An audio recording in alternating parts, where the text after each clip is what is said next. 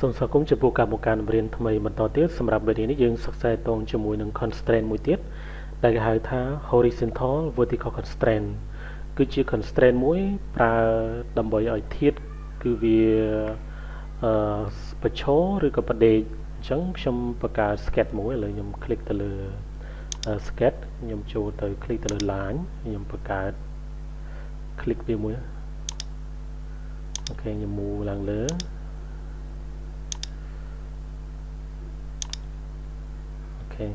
អញ្ចឹងខ្ញុំមាន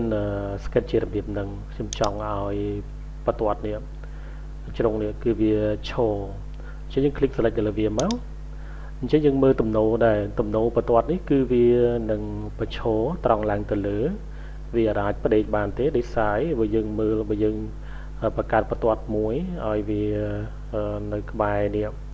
អញ្ចឹងយើងឃើញថានេះវាមានទំនោរប្រឈរជាងដែលភាសាអង់គ្លេសគេហៅថា vertical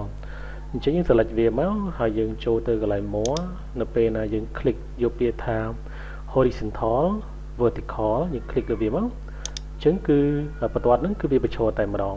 អានេះគឺវាយើងឃើញវាមានសញ្ញា constraint មានន័យថាប្រឈររីឯអានេះវាមានទំនោរផ្ដេកនៅពេលណាយើង click select ទៅលើវាហើយយើងចូលទៅ more ហើយយើងចូលទៅ constraint horizontal vertical គឺវានឹងចាប់បន្ទាត់ហ្នឹងឲ្យវាផ្ដេកស្របតែម្ដង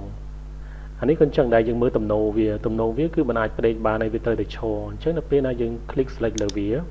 ហើយយើងចូលទៅ more ហើយយើង click យកពាក្យថា horizontal vertical យើង click មក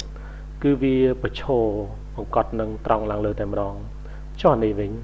សម្រាប់អានេះក៏ទំនោររបស់វាគឺមិនអាចប្រឈរបានទេគឺត្រូវតែផ្ដេក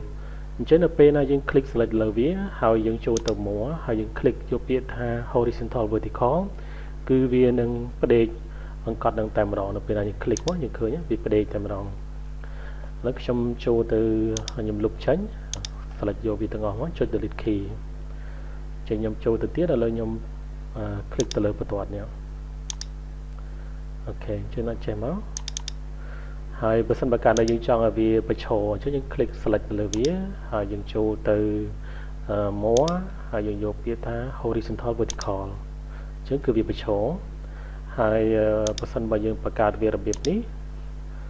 អញ្ចឹងកត់នេះគឺវាមានទំនោរយើងពិនិត្យមើលទំនោររបស់វាគឺវាផ្ដេកជាងអញ្ចឹងនៅពេលណាយើង select ទៅលើវាហើយយើងចូលទៅ more ហើយយើងយកពាក្យថា horizontal vertical យើង click select លើវាមកគឺវាផ្ដេកអញ្ចឹងទោះបីយើងសារ៉េវាយ៉ាងម៉េចក៏ដោយយើងចុច move វាយ៉ាងម៉េចក៏ដោយគឺវានៅតែផ្ដេកអានេះក៏អញ្ចឹងដែរវាប្រឈរដោយសារវាមាន constraint នេះប្រឈរនេះដល់ពេលណាយើង move វាគឺវានៅតែប្រឈររហូតលុះត្រាតែយើងលុប constraint ចោលឥឡូវខ្ញុំ click select លើ constraint ហើយចុច delete key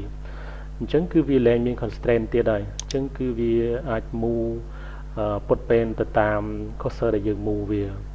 អញ្ចឹងសម្រាប់មេរៀននេះយើងរៀនទៅជាមួយនឹង horizontal vertical constraint គឺជា constraint សម្រាប់ធ្វើឲ្យធាតុប្រឈរឬក៏ផ្ដេកសូមអរគុណសូមជម្រាបលា